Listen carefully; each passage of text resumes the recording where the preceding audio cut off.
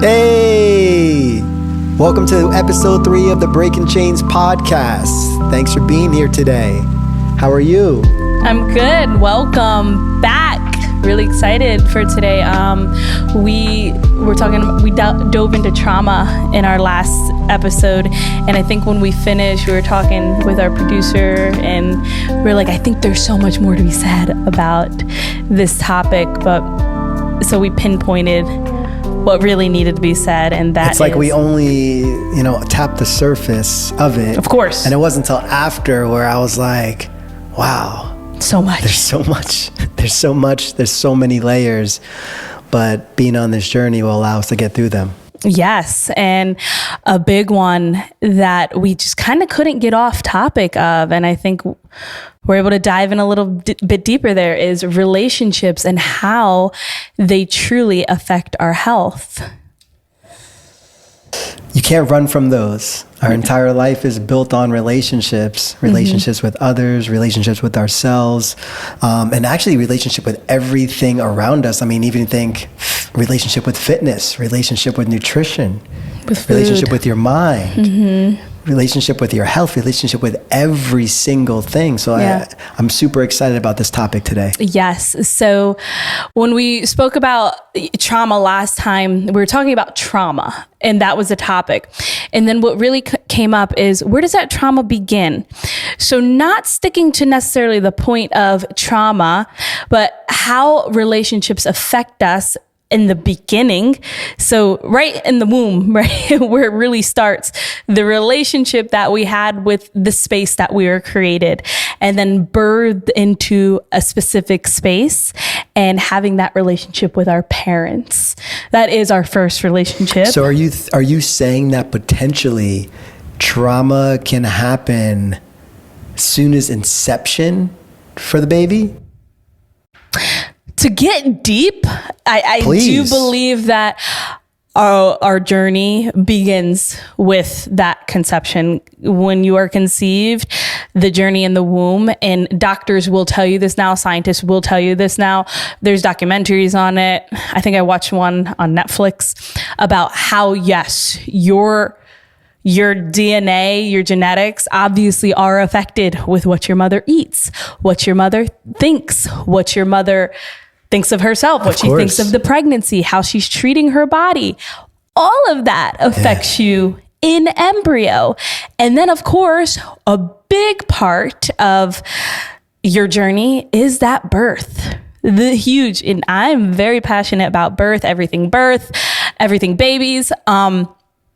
That journey into this world, I think, is underestimated, especially in this Western world, and how we treat. I could go on 3 episodes for how we treat mothers as wounded victims, as opposed to somebody injured or sick, as opposed to like this amazing, incredible goddess that is literally about to bring life into this earth. I definitely had a different perspective on you and Queens in general when I was able to witness, our son Kobe's birth.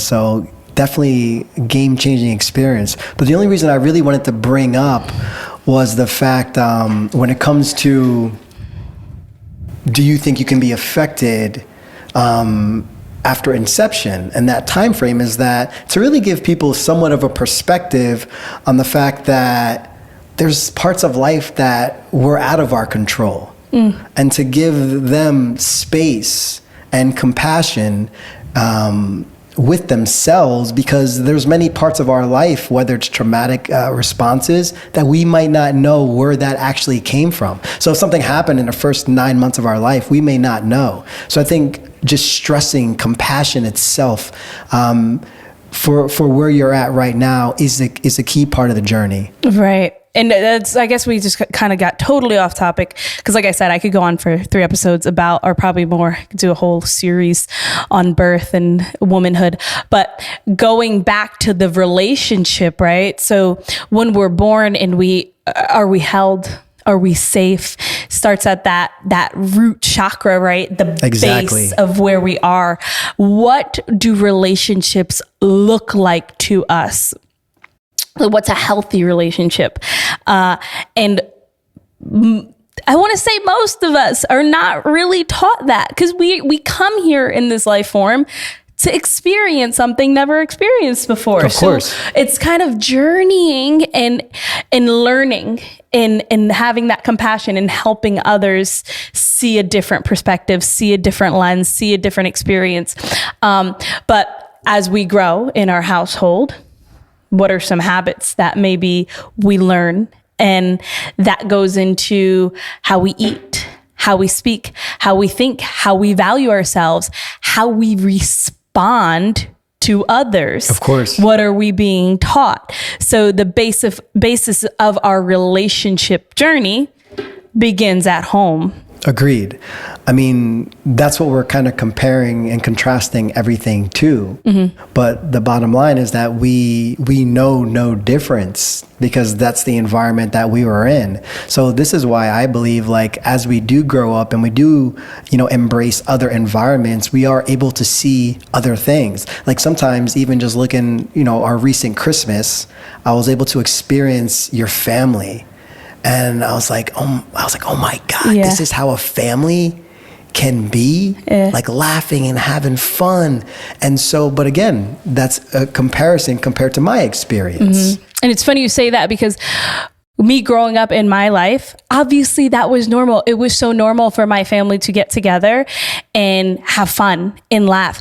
And trust me, family, we're batshit crazy. Like, you laugh because it's true. Remember, jokes are funny but like, yes, we all have our own personalities. We all love to be the center of the spotlight. There's so much that goes in, like war sometimes in terms of arguments. We love a good debate. There's so much, but at the end of the day, it really is a lot of lightheartedness. We don't hold things. Yeah, we love the drama, right? We're human, but we really don't hold things against each other.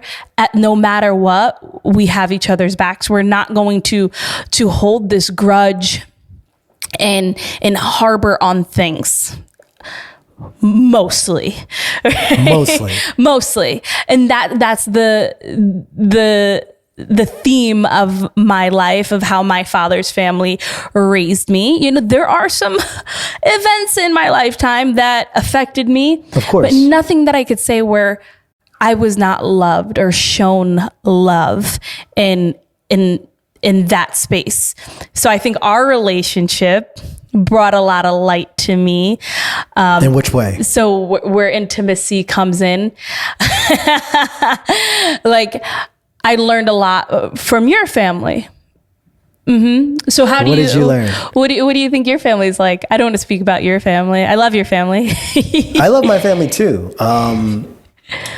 What about my family in terms of their habits, or in terms of their style? Like their what? What do you feel like your family taught you about relationships? We just actually had a really funny incident right before this podcast. We had a really, really tough conversation about our business. Yes. And right when the conversation was over, I was like, all right, it's time for podcast. I'm good. All right, let's roll. Here's what we're talking about. And you're sitting down still, probably processing what just happened.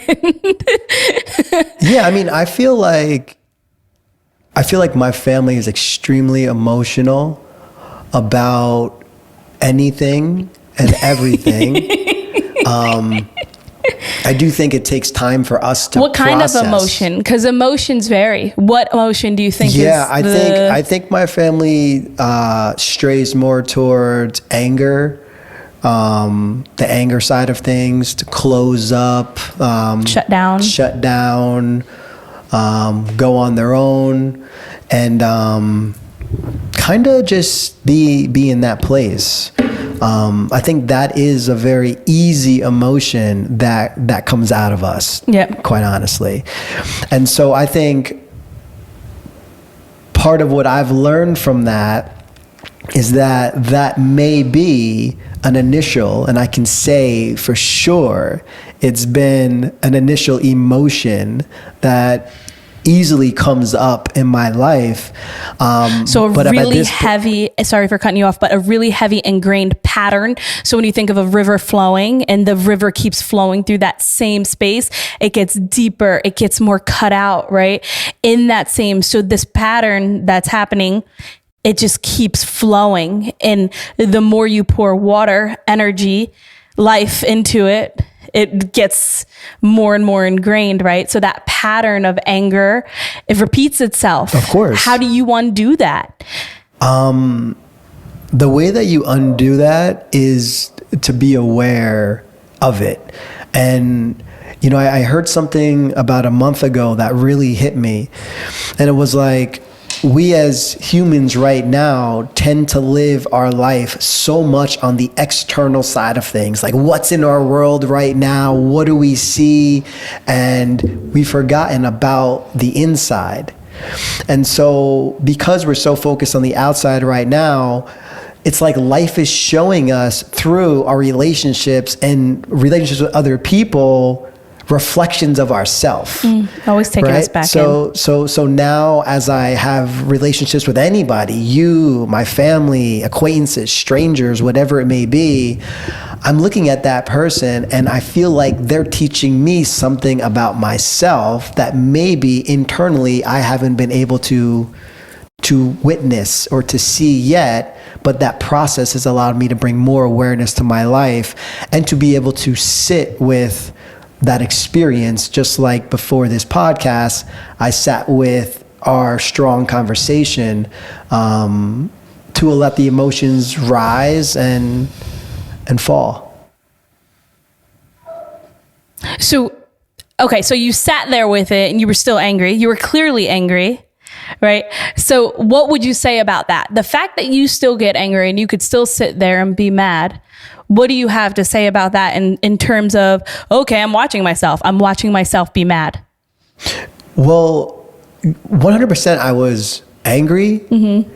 I think that sometimes our communication style doesn't align. Mm-hmm. And when I'm trying to get a point across to you, you don't want to hear it. You just want to hear yourself. Mm. I love hearing myself. You do love hearing yourself. So because of that, that's where some of my anger comes to, because sometimes it would be nice to just have a conversation of open space. Yeah. Compared to just, this is it, this is what I'm seeing, this is where you go, et cetera, et cetera. Having a collaborative conversation without necessarily having a right or wrong answer, I think is something that we can all use these days in a way to move forward. Yeah. And it's easy to see that in somebody else, right? So it's very easy for you to see how I don't give space and I'm not open. But didn't you just say we're a reflection and we're learning things about ourselves? Agreed. Yeah. That's why I'm not upset with you. Yeah. The fact that you trigger me doesn't make me upset with you. It makes me try to go deeper into the situation and the experience to learn where I personally can grow from it. I feel you. Yeah. I said all that just to also go back to, it's okay to allow yourself to feel, right?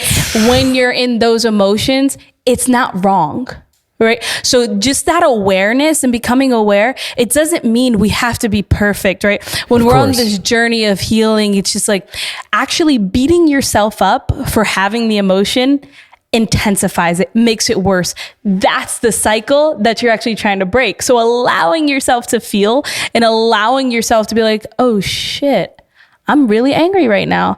Let me be mad. I'll get over this much faster than maybe I would have in the past. But I'm actually going to like sit with it, allow it to be, and then, all right, ready for the podcast. Agreed. Sitting with our emotions and being okay with it is everything. So let me ask you a question.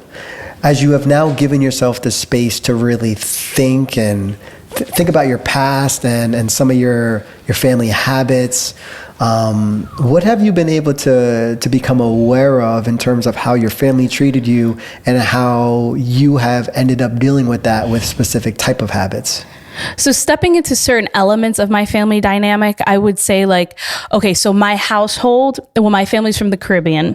So food is very variety, usually healthy, like very nutritional. But there were some elements of psychology stepping in and how body types were perceived, right? So my sister was a little chubbier and her weight was always commented on.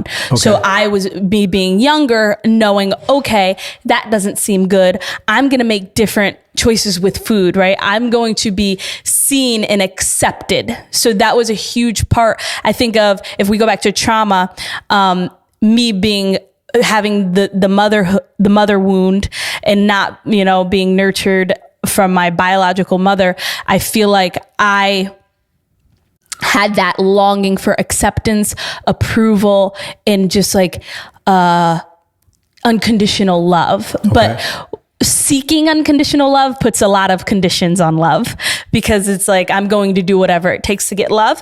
So my habits and patterns around food were like, okay, I'm going to do what it takes to make sure my body looks good or feels good, whatever people are telling me I need to do. So that put me on a lifelong journey of looking at food as, okay, is this going to benefit me or is this going to hurt me? Which is not so bad.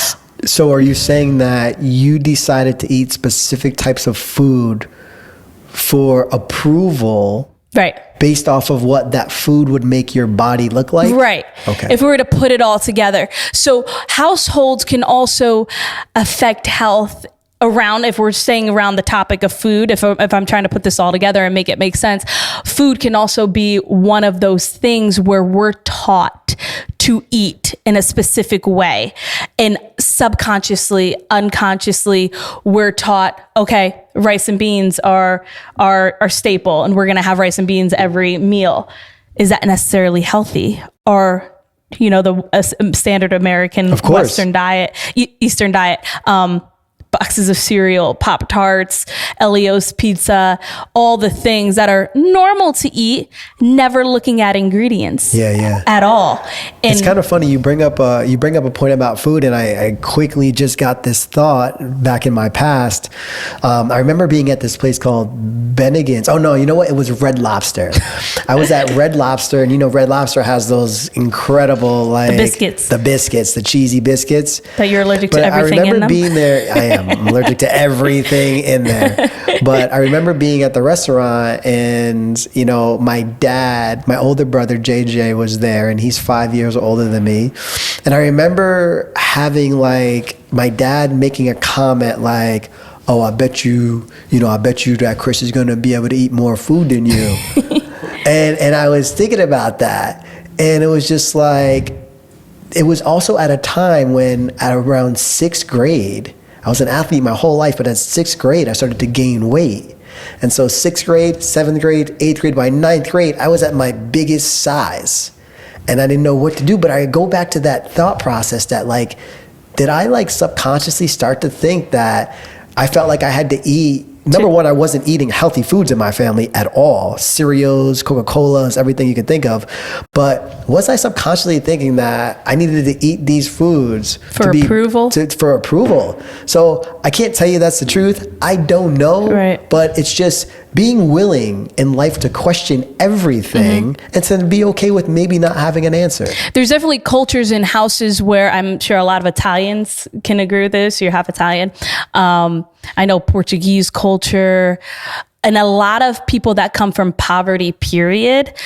Food is love. Agreed. Because when you were deprived of it, or you didn't have it, or it was limited and scarce, it's like, I'm going to feed you as much as I can to show you how much I love you, because I never had this, right? We do this compensating thing with parenting, with friendships, with relationships, where we usually give something in overabundance that we didn't receive, right? Because in life, what we give is what we get back, and we do that subconsciously and unconsciously.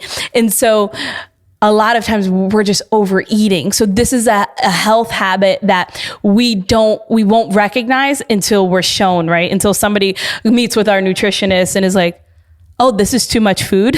Like, of course. I didn't know this is how much I always say. This is how much my mom put on my plate. And then I went for seconds. Agreed. So we don't know a lot of the patterns and habits that are hurting us physically. In fact, our body does better fasting. You do fasting. That's one of your tools, that intermittent fasting. Agreed. I think that what's important to also understand, it's almost like a two-prong approach. Like, not only have we been somewhat potentially grown up in families that do, overfeed us because of maybe where they were at. But secondly, we're also taught by society that we're supposed to be eating 5 meals a day. And, like the big food pyramid is like, which is the biggest lie. Breads the food and pyramid this and that is and a lie. Cereals. And so we're getting it. It's like a two-prong hit. Yeah. We're getting it from our family upbringing. Plus we're getting it from society itself and saying, eat, eat, eat, eat. And in reality, as you said, because it's also consumerism, I do intermittent right? fasting, and I've never been more healthy than ever before. And so actually, from doing the intermittent fasting, I can also tell myself or become aware of when I am emotionally eating now too. Because I know if I feel stressed, I know it's very easy to just eat some food and any other stress. I think and I shared with you the other day, right? Like, I read somewhere, I don't know where it is, don't quote me on anything, but it was like, if you crave salty, crunchy foods, that there's something emotionally about anger, because it's like you said that to get it out, and it makes sense. As soon as you said that, I acknowledge that I love crunch and I love salty foods, and I actually could connect with that right away, because if you think about it, when I go to the dentist, they say I bite down, I grind my molars all night. So if there's a way right now where I'm actually getting a specific level of tension or stress is going away from doing it, I could see how connecting the food with the action can make it happen. So it's another a health thing that happens when in our relationships, right? Like, I said this in the beginning of before we started recording, but all the meditating we do, all of the journeying, you could travel to India and sitting alone. It's so peaceful. I have my aunt Joanne, she's funny, but she like tells me her meditation experience, which is beautiful. Like, anybody that gains this new practice I think gains a lot just sitting in that space. But she'll share it. She's like, I meditated for an half hour. I felt so good. But then I step back, like around the family, and I'm just like, like, you go right back to who you were, because now you have to deal with the relationships that are actually triggering all the responses that we've learned from them. So how do you believe that we can now step into these spaces with our family, with our friends, that, like the repeating patterns come back up, our roles in those relationships? We kind of have to play this character that we're so used to playing, and we want to get out of it. Like, I hate when I do this. I hate when I react like this. I hate when I call names, but why do I find myself doing it like reactively? How do you believe that like that habit can kind of be erased? Do you believe it can? While being around your family? Friends, family. I think it's important, and this is like only speaking from my own experience. It's been very important for me to be very compassionate towards everybody around me, including myself. I think that's the first step for me, is acknowledging, am I judging somebody? Am I expecting them to act this way based off of an old standard of how I thought they were going to act? So I'm kind of in a place now of going into every conversation with an open mind and not necessarily projecting my own thoughts onto somebody else. So if I go in with an open mind and I go in at the same time with compassion. Lastly, if somebody triggers me, I am not going to tell you that I don't blow up or react. It happens. The good news is this: I was aware that I blew up. I was aware that I reacted. And from there, I can continue to work on myself to overcome that. But what used to trigger me as much doesn't trigger me as much anymore is because I think one of the things that I've thought about is when somebody's judging you, I know that the only reason they're judging you is because they continually are judging themselves. And so that it no longer becomes personal. And that brings out a different level of compassion. So as more people judge me or whatever, that's okay, because I know it has nothing to do with me. And that first comes from recognizing our own judgments. Correct.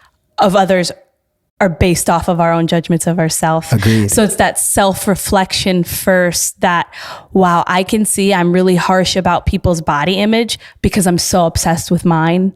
I can see that I'm so caught up on facial imperfections because when I look in the mirror, all I see is everything that's wrong. So automatically I'm going to perceive that. And this is one of those things I learned in bodybuilding. It was this constant, comparing myself, like, oh my God, my shoulders are not as big as hers whenever I was in the gym. Oh my God, her legs. Oh my God. So, and that was only happening because I was picking myself apart. Of course. It wasn't because I actually cared about other people's bodies, right? So it's the same thing when it comes to even like thinking about somebody's reactions, right? I'm judging your reaction because maybe sometimes I'm like, damn, why can't I get angry?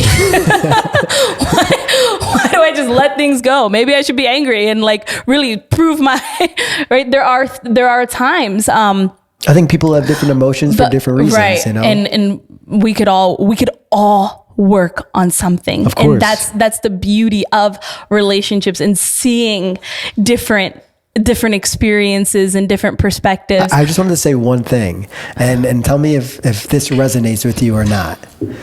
So I was talking to a friend the other day, and he said that he made this kind of like agreement with another friend that, can you give me the space to allow me to work through my triggers? And in exchange, I'm going to give you the space to work through your triggers. And I just think about that because it's like, that's what a lot of this is. It's us actually giving us each the space to work through whatever we need to in order to evolve. What does that mean to you? What does space to work through triggers mean to you? I think that's the compassion that right now I am acknowledging right now that you're not in a good place, or that I'm not in a good place, and that maybe we both need some space right now to work through. And I'm not upset. So acknowledging it, saying it out loud.